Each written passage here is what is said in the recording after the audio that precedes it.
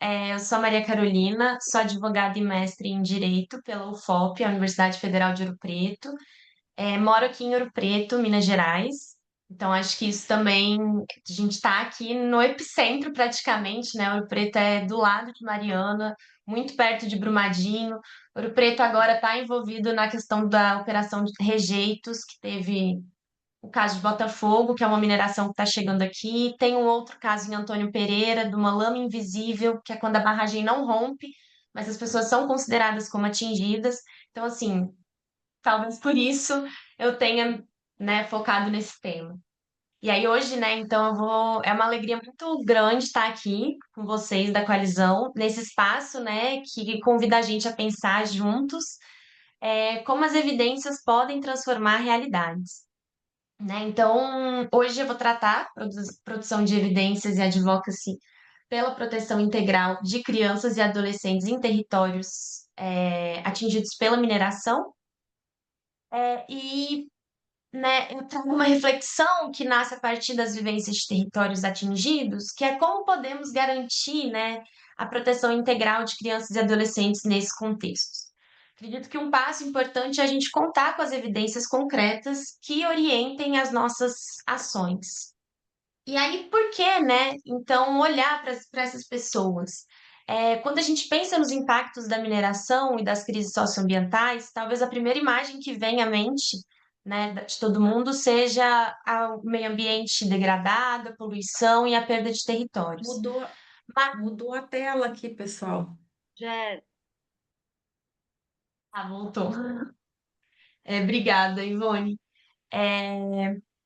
Então a gente pensa muito, né, nesses cenários.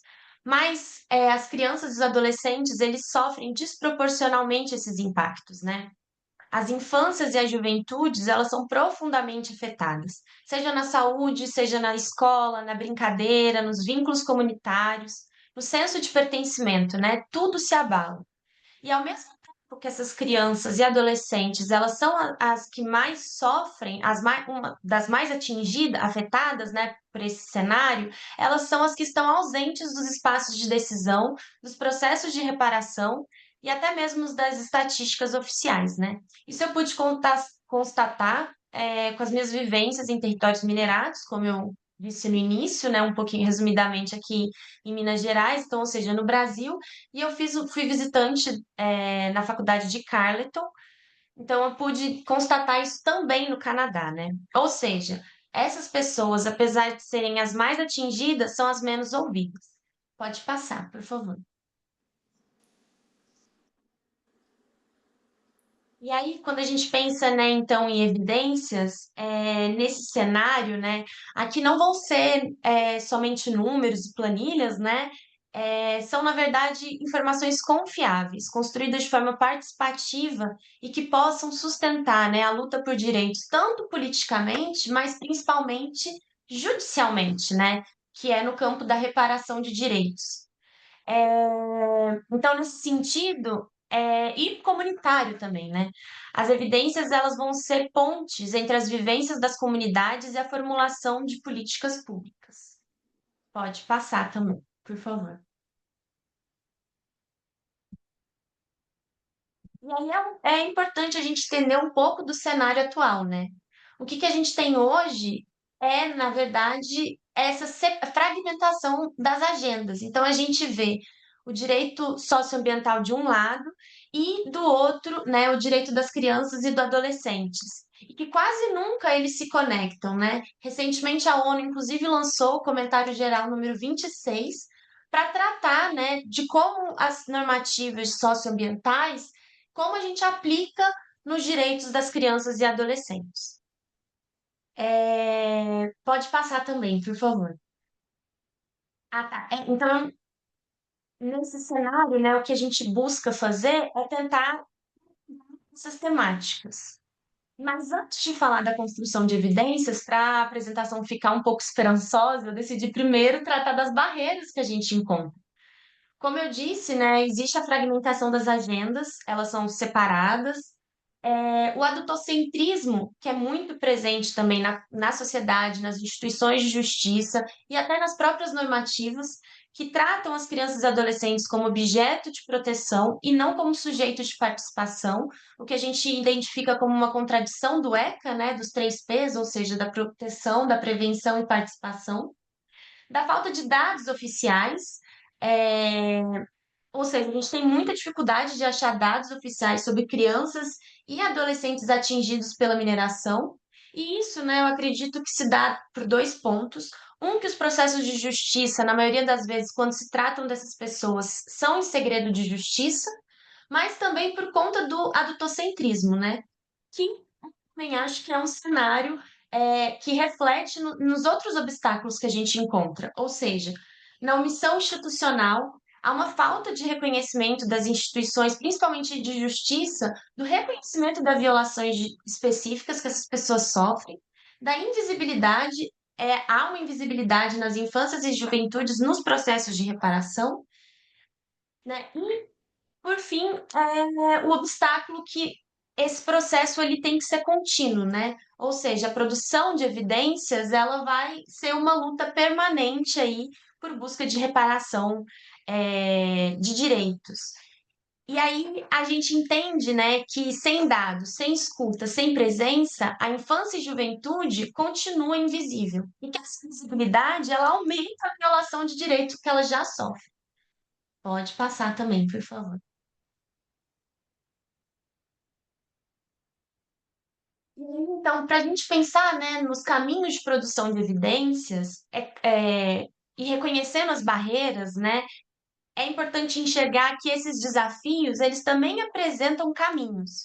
Ou seja, aqui eu coloquei alguns, né, do que a gente percebe que são os pontos que precisam ser estruturados para que a gente consiga gerar essas evidências de forma tanto política quanto jurídica, ou seja, né, esses caminhos eles apontam, esses desafios apontam caminhos que seriam, né, a produção de diagnósticos, dossiês, que as crianças tenham espaço à participação, a mobilização em redes e com as comunidades atingidas, né, inserir evidências nos processos de reparação, ou seja, no judiciário, e envolver o conhecimento para quem vive os impactos, né, como uma troca de conhecimentos.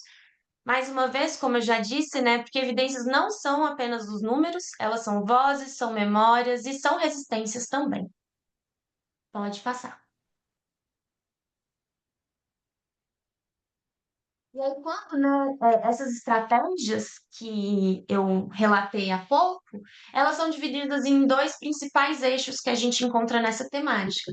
O primeiro, que é o fortalecimento comunitário, ou seja, né, reconhecer as vivências, como que essas pessoas reconheçam as suas vivências como as violações de direito, construir coletivamente, né, a partir desse reconhecimento, uma construção coletiva com a comunidade de forma estratégica e integrar saberes, né, técnicos e comunitários para isso.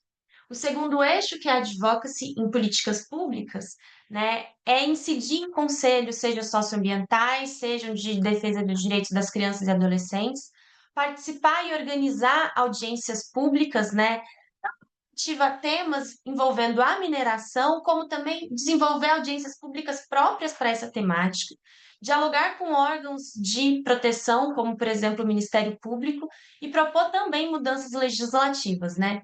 Ou seja, um eixo cuida da raiz, o outro dos frutos, e precisamente os dois conjuntamente para garantir os direitos.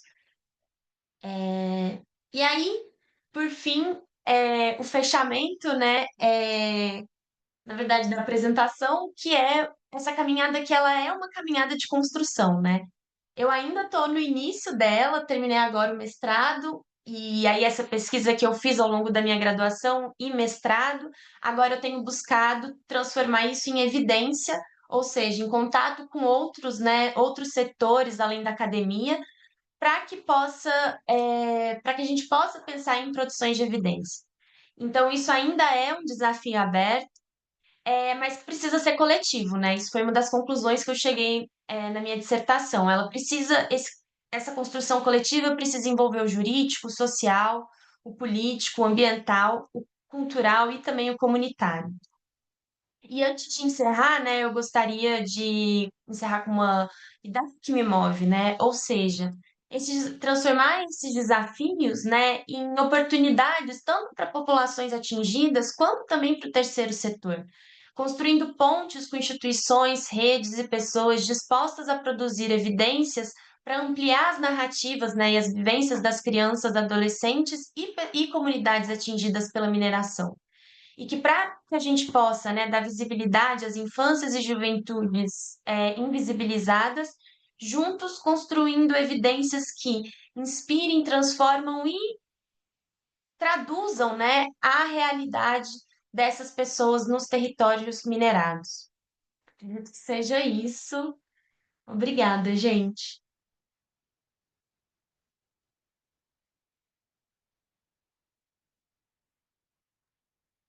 Muito obrigada, Maria Carolina. A gente que te agradece de confiar no espaço da coalizão como esse espaço de compartilhar dúvidas, né, os desafios da própria pesquisa e também o interesse de continuar nessa área, né, do seu mestrado recém-concluído, enfim, é muito legal perceber essa tua trajetória, né, de não desistir do tema desde a graduação e continuar no mestrado. Muitas palminhas aqui para você. Queria saber se alguém tem alguma pergunta, alguma curiosidade, enfim, para Maria Carolina. Inclusive, vai dialogar bastante com as histórias de mudança que estamos lançando recentemente, né, Rafa, Thaís e Ivone? Não sei se vocês querem comentar sobre esse processo das evidências tácitas, né?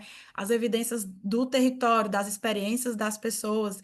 Então, eu acho que a Maria traz mais um contexto para pensar sobre esses tipos de evidência, como elas dialogam com as evidências globais, para um contexto tão difícil e tão também triste com o que aconteceu no território onde, por exemplo, você fez a pesquisa, enfim, e onde você está, né, Maria Carolina?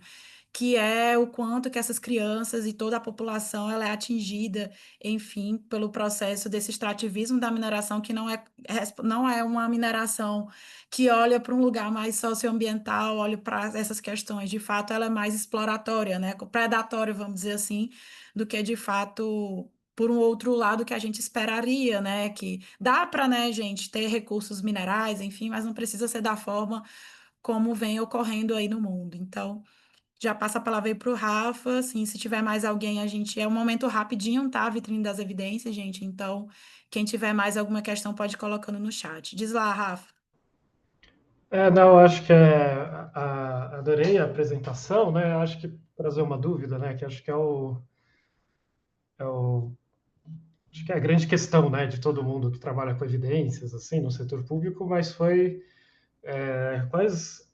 quais estratégias você utilizou, né, para comunicar, né, principalmente se você lidou com algum tipo de dado complexo, né? Imagino que você tenha lidado com termos jurídicos, né, questões de direitos, por exemplo, né?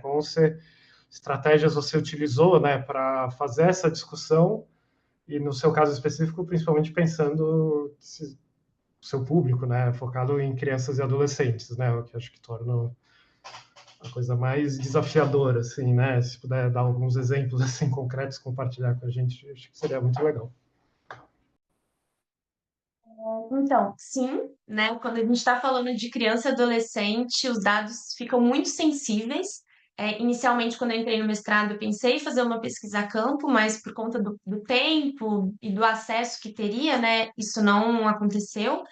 Eu tive contato via território, né? A minha pesquisa ela foi desenvolvida em Antônio Pereira e a comparação com Sudbury. E eu tive muito mais contato, eu falo isso na minha dissertação, com Antônio Pereira, que é 30 minutos de Ouro Preto, é um distrito, na verdade, de Ouro Preto, né? E aí eu tive muito contato com o território, conheci uma mulher atingida, e ela e os filhos dela foram removidos em 2020 por conta da mudança da barragem. E eles foram, a barragem Adavale, a barragem de Doutor, e eles foram removidos e estão há 5 anos num quarto de hotel. E ela, os dois filhos, o ex-marido agora e 5 gatos em 2 quartos de hotéis de hotel, na verdade, 2 quartos do hotel foram disponibilizados para eles. E eu conversei muito com ela, tive muito contato também com a ATI, que é o Instituto Guaicuí, que ele atua lá. Então, assim, para o acesso, né, dos dados, das vivências, ter esse contato, eu usei muito da cartografia também, então, da cartografia social, né? Então, o meu contato com o território foi por meio da cartografia, e aí eu mantive muito contato com a ATI, com o Instituto Guaicuí, né, e com os atingidos que chegavam até mim. Então eu, né, por conta de não ter passado pelo comitê de ética e tudo mais, eu não tive acesso, eu não fui a campo. Mas o que a gente pôde encontrar, e aí agora eu estou nesse processo de validação, né? Que eu brinco que é o processo de validação da minha pesquisa com a comunidade. Ou seja, essa mulher atingida, né? Ela já acompanhou a minha pesquisa desde o início. Na verdade, eu estava pensando em mudar por conta da dificuldade de acesso aos dados, de Acamp e tudo mais. E aí ela falou: não, eu preciso. Foi a primeira vez que eu escutei alguém falando desse tema. Eu preciso. Quando eu fui retirada da minha casa, eu inicialmente tentei barrar os meus filhos de acesso dessas temáticas, que eu achei que era muito difícil para eles, até que os dois adoeceram, mentalmente, e eu entendi que, na verdade, quanto mais eu excluía, mais eles estavam adoecendo, e que não tinha como excluir, né? Assim, a pessoa foi retirada da casa no meio de uma pandemia, ela perdeu todos os vínculos, né? A filha dela foi retirada criança e hoje é uma adolescente. Então, e aí esse foi muito o caminho, assim. Hoje o que eu faço, né, é a construção de redes, então eu tenho tentado contato com institutos, com políticos da região também, para a gente pensar em articular isso para além das ATIs. O meu contato com o Instituto Guaicuí, né, ele é bem forte, assim, o que isso é muito bom, e pensar rodas de conversa com a comunidade atualmente, né, para essa conscientização. Porque o que acontece, eles já são conscientes, óbvio, né, eles que estão sofrendo os danos, mas muitas das vezes, até para um adultocentrismo da sociedade, eles entendem como, ninguém olhou. Né? O Ministério Público está acompanhando esse caso há 5 anos. Ninguém nunca entrou com uma ação civil pública de violações de direitos das crianças. Tem uma outra pessoa do mesmo território que, por participar de uma mobilização que barrou uma rodovia, ela perdeu a guarda da filha dela. Então, assim, são casos que né, essas pessoas elas estão sendo assessoradas pelas instituições de justiça, mas que não existe um olhar específico para as infâncias e juventudes, né? Então, esse processo atual, eu tenho levado a minha pesquisa no território, tenho levado a minha pesquisa para movimentos sociais, né? Então, a PAOP, que é a Associação de Proteção ao Meio Ambiente de Ouro Preto, para o Movimento de Soberania Popular da Mineração, para o MAN.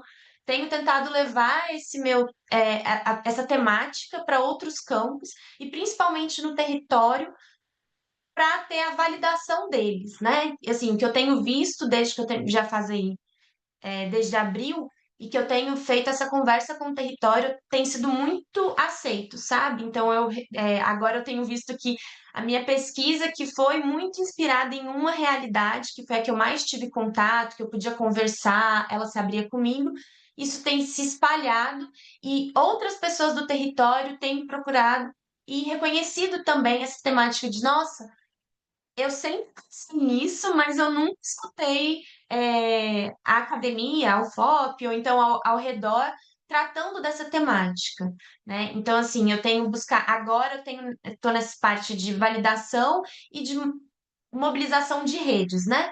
Ou seja, com esse contato com movimentos sociais, com a TI, no caso, o Instituto Guaicuí, com o território, e em conversa com políticos também, pensando, né, em projetos de lei que vinculem, né? Isso foi uma questão também,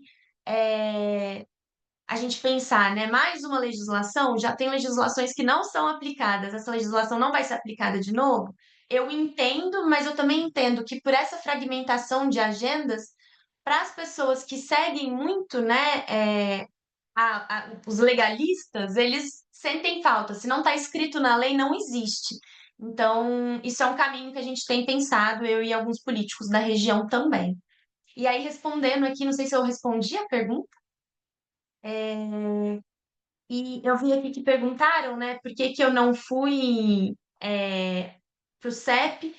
Primeiro, porque não daria tempo, o mestrado são 2 anos, né? Uma pesquisa a campo, envolvendo nesses cenários, muitas das vezes, né? Como tem um processo judicial ocorrendo, uma CP, uma ação civil pública, existe toda uma proteção, né? E que eu acho que, assim, o direito já não protege tanto essas crianças. Então, ir ter o contato direto com essas crianças e adolescentes era talvez flexibilizar um pouco da proteção que é dados nesses cenários, né? E aí, como eu tinha contato com a ATI, eu já tinha contato com alguns outros estudos, eu busquei mais fazer a fundamentação desse problema.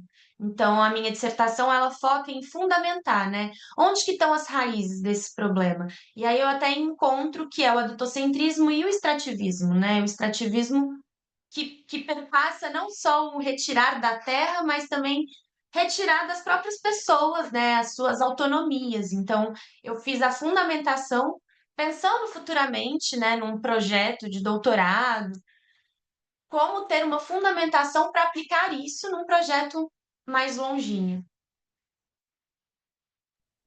Perfeito, Maria Carolina.